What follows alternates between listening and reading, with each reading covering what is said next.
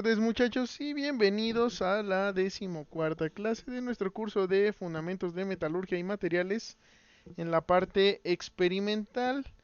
En esta clase vamos a ver lo que es el fundamento teórico detrás de la práctica de porcentaje de deformación contra dureza, que es la práctica 4 de nuestro curso. Y bueno, va a ser una parte teórica muy breve, ¿sale? Entonces, bueno, ¿qué vamos a ver? Vamos a ver un poquito de qué es la deformación plástica, que ya la hemos estado trabajando en anteriores ejercicios experimentales. Un poquito los mecanismos de endurecimiento, lo que es el endurecimiento por deformación un poquito más a profundidad y el efecto del lubricante durante el ensayo de compresión, porque, bueno, es una de las partes que se considera en esta práctica. Vamos a empezar con lo que es la deformación plástica. Y bueno, para ello hay que preguntarnos qué es la deformación plástica. Nosotros ahorita ya lo sabemos porque ya vimos la práctica 2, que son ensayos de compresión y tensión. Y bueno, ahí ya la vimos un poquito, pero ahorita vamos a retomarla. Eh, lo que nos interesa es cómo afecta la deformación las propiedades mecánicas de un material, que eso sí no lo vimos. Y por qué se ven afectadas las propiedades mecánicas al deformar un material plásticamente, que eso tampoco todavía no lo sabemos. Y bueno, parte de esta práctica es que nosotros sepamos estas dos cuestiones, al menos superficialmente, ¿no? Ya lo verán más adelante en cursos posteriores. Ahora, la deformación plástica corresponde a una deformación permanente del material una vez que le hemos aplicado un esfuerzo mayor al esfuerzo de fluencia que tiene dicho material. Y bueno, este esfuerzo depende, o el esfuerzo de fluencia depende del tipo de deformación que se le aplique. Entonces, dependiendo del tipo de deformación, va a cambiar un poquito. Hay algunos que son más fáciles de deformar de alguna forma, más difíciles de otra. Y bueno, lo que nos interesa es que la deformación sea permanente, ¿no? Esa es la deformación plástica, que pasemos el límite elástico, que es la deformación que se puede recuperar, o sea que no es permanente. Pasando el esfuerzo de influencia, la deformación va a ser permanente y eso es lo que nos interesa, ¿no? En términos generales, si una pieza terminada se deforma plásticamente durante su uso, si se le está aplicando la fuerza para la que fue diseñada, eso se considera una falla. Por ejemplo, en este caso, que el eje de un carro se deforme tanto como para romper, llegar a romper lo que es un rin o la protección del rin, nosotros lo consideraríamos una falla, ¿sale?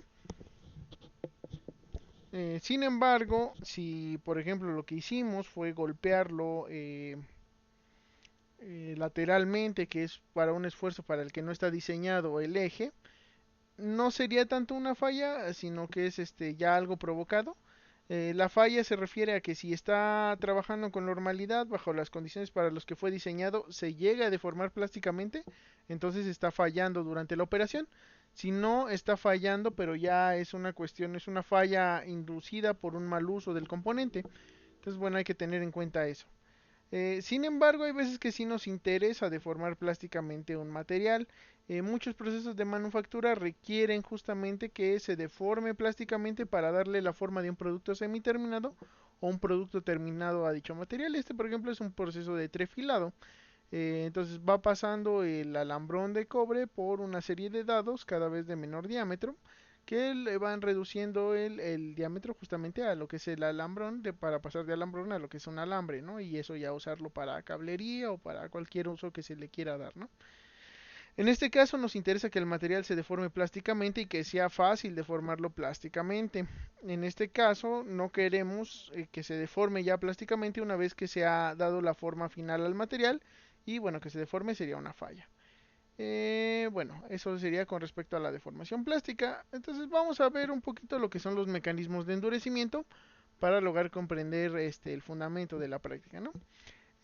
Bueno, el endurecimiento de un material pues se refiere al incremento justamente de su dureza mediante algún procesamiento. Entonces, bueno, si nos vamos a nuestro tetraedro, lo que estamos haciendo es incrementar la dureza, que es una propiedad, mediante un procesamiento. Ahora, este procesamiento lo que está haciendo para lograr incrementar esa dureza es pasar por cambios estructurales del material.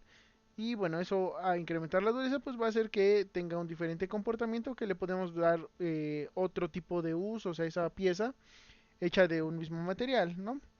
Y bueno, básicamente hay 5 mecanismos de endurecimiento: endurecimiento por refinación de grano, por solución sólida, por precipitación, por transformaciones mastercíticas y por deformación en frío, que es el que nos interesa a nosotros más en este caso. ¿Sale? Em, bueno, vamos a ver así brevemente cada uno. No es el objetivo del curso que ustedes salgan expertos en lo que es los mecanismos de endurecimiento, pero bueno, hay que verlos para entender un poquito más los fundamentos de la práctica. ¿Sale? Bueno, entonces pasamos a lo que es el endurecimiento por refinación de grano. Entonces, bueno, aquí hay una gráfica comparativa de diferentes tamaños de grano, que es de un libro, de una norma STM. Entonces, el tamaño de grano, entre mayor sea, va a ser más chiquito el grano, ¿sale? Entonces, tamaño de grano uno es que son granos muy grandes, y conforme va incrementándose el número, pues se van haciendo más chiquitos. Ahora, ¿qué es lo que hacemos en un procesamiento o cómo es que se endurece un material refinando el grano? Lo que se le hace es hacerle un tratamiento, ya sea estando sólido o cuando está líquido, antes de que solidifique, depende del proceso de manufactura. Y bueno, se le hace un tratamiento al metal para que el tamaño de grano se vea reducido. Entonces, cuando nosotros reducimos ese tamaño de grano, se generan más interfaces entre los distintos granos del material, ¿no? Más área interfacial. Entonces, aquí si ven las interfaces, pues son relativamente pocas. Conforme lo hacemos más chiquito, va a haber más interfaces. Esas interfaces, estos bordes de grano, son lugares donde el material tiende a endurecerse. Entonces, entre mayor tengamos, mayor número de estos bordes de grano tengamos, pues va a ser más difícil deformar el material, por lo tanto se endurece. Entonces, en términos generales, al disminuir el tamaño de grano, incrementamos la cantidad de interfaces entre los granos del material, y por ende se endurece el mismo. Básicamente, ya lo van a ver más adelante cómo funciona bien, pero es un mecanismo de endurecimiento en el cual procesamos nuestro material para obtener menor tamaño de grano y por ende se endurezca ligeramente, ¿sale? O grandemente, depende del material, ¿no? El otro mecanismo de endurecimiento, o otro mecanismo de endurecimiento, es endurecimiento mediante solución sólida. Cuando nosotros normalmente, o más bien nosotros normalmente trabajamos con mezclas, no trabajamos con metales puros, sino que son aleaciones. Esos son soluciones sólidas que tienen más de un elemento, ¿no? Dentro de su estructura hay soluciones sustitucionales y soluciones intersticiales que dependen del radioatómico que tengan los elementos del metal que se está metiendo en menor cantidad, ¿no? Que es el aleante. El que está en mayor cantidad se le llama matriz, el que está en menor cantidad se le llama aleante. Y bueno, dependiendo del radio del aleante puede ser sustitucional, o sea que entre en lugar de un átomo de ese elemento, o puede ser intersticial, que se meta entre los resquicios que se forman en la matriz del elemento principal, ¿no? El que está en mayor cantidad. Entonces, por ejemplo, átomos de hierro, los átomos de níquel son más o menos de la misma dimensión, entonces se vuelve sustitucional. Los átomos de carbono son mucho más chiquitos, entonces son intersticiales. Cuando nosotros adicionamos este elemento aleante, lo que pasa es que se deforma ligeramente la estructura y además hace un poco más difícil que se deslicen, por así decirlo, los átomos, ¿no? Sirve como una especie de ancla, si lo queremos ver así, de tal manera que hace que sea más difícil deformar el material. Eso hace que se endurezca también, ¿sale? Es otro mecanismo de endurecimiento. Está el endurecimiento por precipitación. Este es un poquito más complicado de explicar, pero bueno, lo vamos a explicar así a grandes rasgos. Lo que hacemos a grandes rasgos es generar una solución sólida sobresaturada. ¿Cómo hacemos esto? Imagínense que están preparando mmm, agua de sabor, ¿no? La solubilidad del azúcar incrementa con la temperatura, entonces supongan que ustedes elevan la temperatura de su agua, le añaden a mayor azúcar de la que pudiera estar disuelta a temperatura ambiente y logran enfriarla lo suficientemente rápido para que ese azúcar no precipite. Más o menos esa es la idea del endurecimiento por precipitación. Nosotros hacemos una solución sólida, dentro de las más comunes está aluminio, al que se le añade cobre como aleante. Entonces hacemos una solución, calentamos esa solución, de manera que el cobre que adicionamos se disuelva dentro de los átomos de aluminio, pero a temperatura ambiente le cabe menos cobre. Entonces, en equilibrio no debería existir eso, ¿sale? No debería existir esta solución. Entonces, nosotros la calentamos, hacemos que se disuelva, templamos, que se enfría rápidamente, y hacemos que se obtenga de manera metaestable esa solución sólida a temperatura ambiente, que no debería existir porque no le cabe tanto cobre, por así decirlo, al aluminio. Eso que va a hacer que lentamente alcance el equilibrio, es decir, que empiece a precipitar ese cobre sobrante, de manera de bueno, sí son precipitados, ¿no? De cobre. Eso es el ejemplo más clásico, ¿sale? Aluminio, cobre. Entonces, bueno, empieza a precipitar ese exceso de aliante que no debería estar solubilizado a temperatura ambiente. Y estos de aquí, estos precipitados que se van generando como compuestos intermetálicos o de alguna otra manera, lo que hacen es fungir como anclas, como en este caso, o sea, se generaría un precipitado, pero es un poco más grande, ¿no? Esto es a nivel estructura cristalina, esto es a nivel microestructura. Entonces, bueno, se generan estos precipitados, son como anclas y lo que hacen es que se endurezca el material, ¿sale? Que sea más difícil de formarlo, impiden la de libre deformación.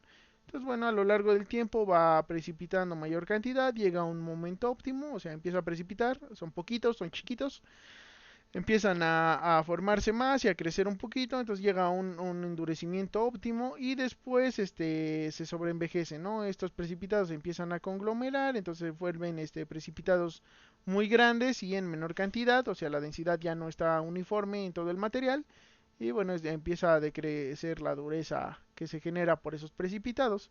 Igual lo van a ver más adelante, más a profundidad, pero la idea es esa, ¿no? Que nosotros generamos una solución sobresaturada, la enfriamos a temperatura ambiente y poco a poco va a ir generando precipitados que van a endurecer el material, van a hacer que sea más difícil de formarlo. Otra de los mecanismos de endurecimiento son las transformaciones martensíticas, que son cambios en la microestructura que no involucran procesos difusivos, ¿sale? Es clásico que vean en las películas que hay un herrero que está forjando una espada y la enfríe rápidamente en agua o en aceite. Y bueno, el objetivo de eso es hacer una transformación martensítica que va a endurecer el material. Eso es porque se generan microconstituyentes con una mayor dureza de los que tendríamos normalmente en el material, ¿no? Igual lo van a ver más adelante, más a profundidad. Pero bueno, es el cuarto mecanismo de endurecimiento. Y finalmente el que nos interesa, ¿no? El endurecimiento por deformación en frío. Este también se denomina acritud. Y bueno, cuando nosotros deformamos un material, eh, si vieron hace rato, el material está constituido por granos. Nosotros estamos deformando esas interfaces, esos granos, y lo que sucede es que aquí se conglomeran esfuerzos residuales, ¿sale?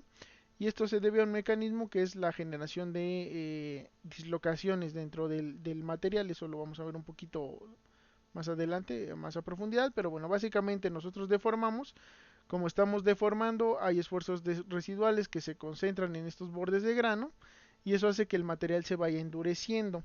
Esto solo ocurre cuando nosotros deformamos en frío, ¿no? En una temperatura que el material no pueda recuperarse de la deformación.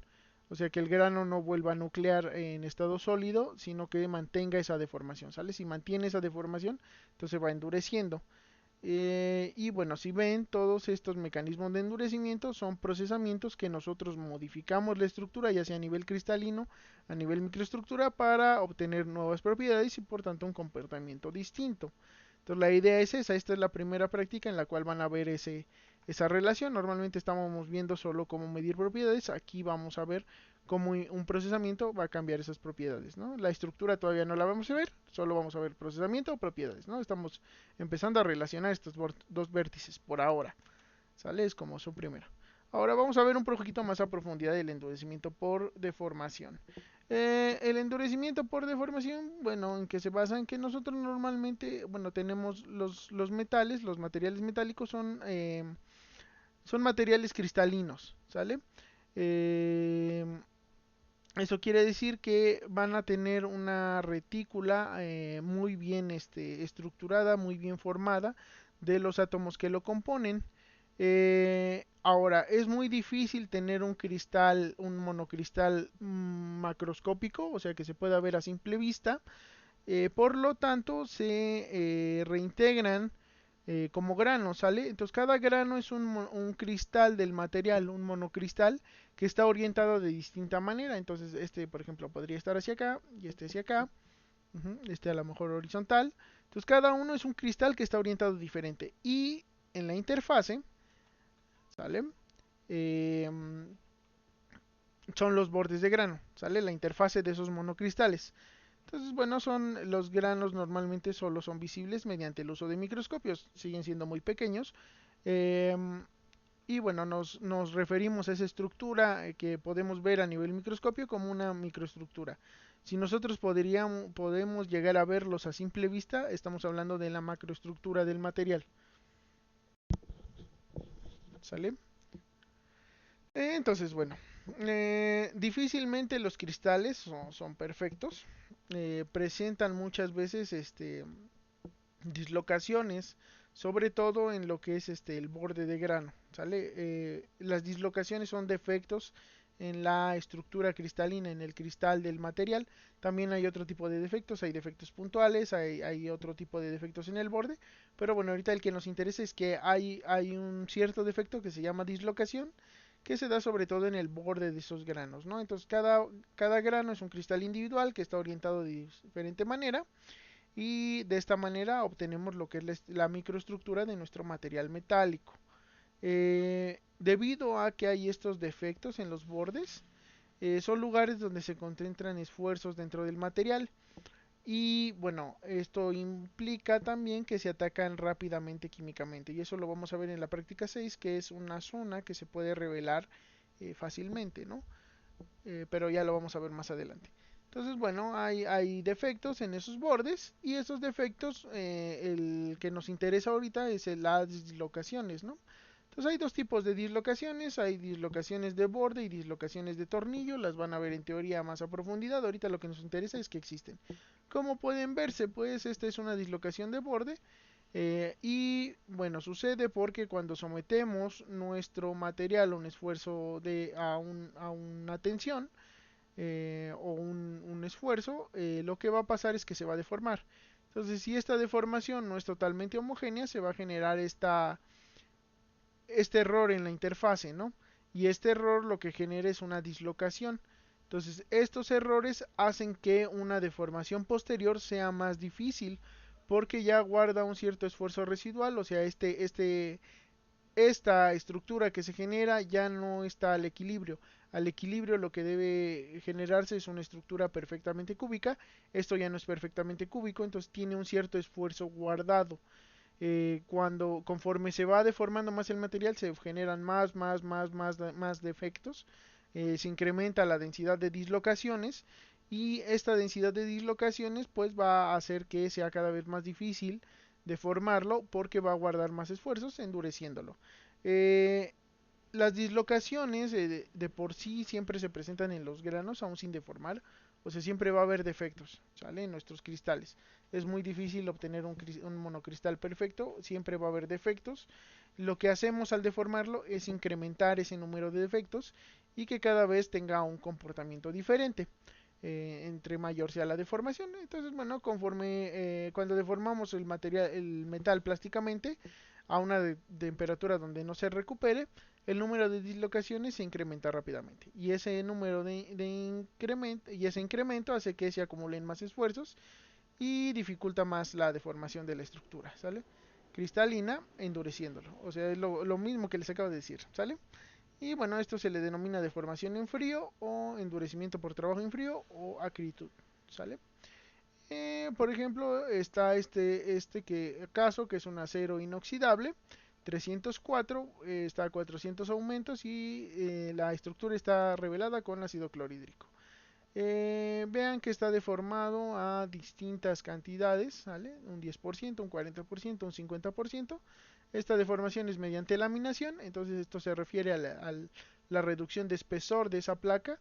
Entonces vean que la microestructura se va deformando, va generando cada vez más difusas las interfaces, y cada vez sí se alcanza a ver el efecto microestructural, pero lo que nos interesa ahorita, más que ver el efecto microestructural, porque estamos nada más relacionando lo que es el procesamiento con las propiedades, lo que nos interesa es que conforme más lo van deformando, mayor dureza va presentando el material, ¿sale? Entonces vean que la dureza va incrementando, pero no es la única propiedad mecánica que va cambiando. El esfuerzo de fluencia y el esfuerzo de tracción también van incrementando conforme mayor porcentaje de deformación en frío tenga ese material. Y la ductilidad se reduce, entonces entre más duro esté el material, más deformado esté, cada vez cuesta más trabajo seguirlo deformando. Entonces la ductilidad va reduciéndose, mientras que lo que es el esfuerzo de fluencia, el esfuerzo de tracción y la dureza van subiendo en este caso. ¿Sale? Y bueno, vamos a finalizar esta parte teórica con revisando el efecto del lubricante durante el ensayo de compresión. Entonces, uno de los principales problemas que presenta el ensayo de compresión es este abarrilamiento, ¿no?, que presentan las probetas cuando se someten al mismo. ¿Por qué se da este abarrilamiento? Porque existe un esfuerzo de fricción en las tapas que están en contacto con lo que es la máquina, ¿no? Entonces este esfuerzo hace que se genere un perfil de fricción adentro de la probeta. Esto hace que las capas o el material cercano a lo que son las tapas tenga una menor deformación lateral, ¿sale? O radial, si lo quieren ver como un cilindro, sería deformación radial. Tiene una menor cantidad de deformación porque la fricción justamente evita que fluya libremente. Y en el centro va a haber una mayor deformación porque hay una menor cantidad de fricción que evite que el material fluya libremente en dirección radial. Entonces, bueno, ¿cómo podemos evitar este problema? Podemos añadir un lubricante sobre las caras de la probeta que van a estar en contacto con la máquina, de manera que la fricción, que originalmente es muy elevada, se vea reducida.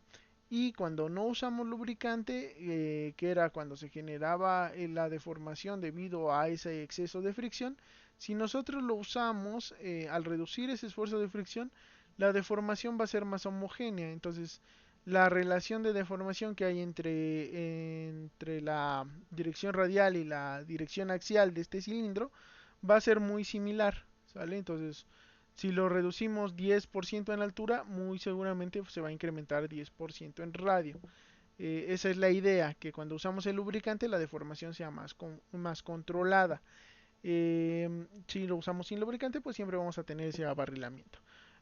Un ejemplo, porque en metales no encontré, es que es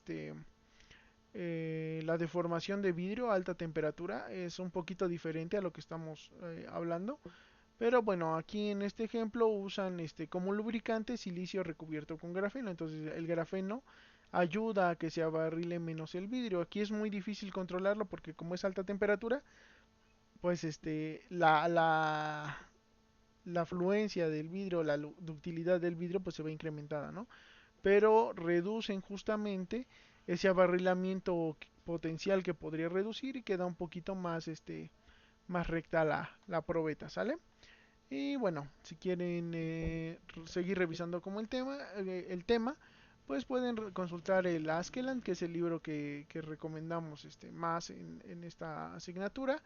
Sin embargo, es muy introductorio. Ya para ver mecanismos de endurecimiento, pueden consultar que son Fundamentos de Metalurgia Física de Verhoeven, Principios de Metalurgia Física de Redhill y Abaschain, o Transformaciones de Fase en Metales y Aleaciones de Porten y Sterling.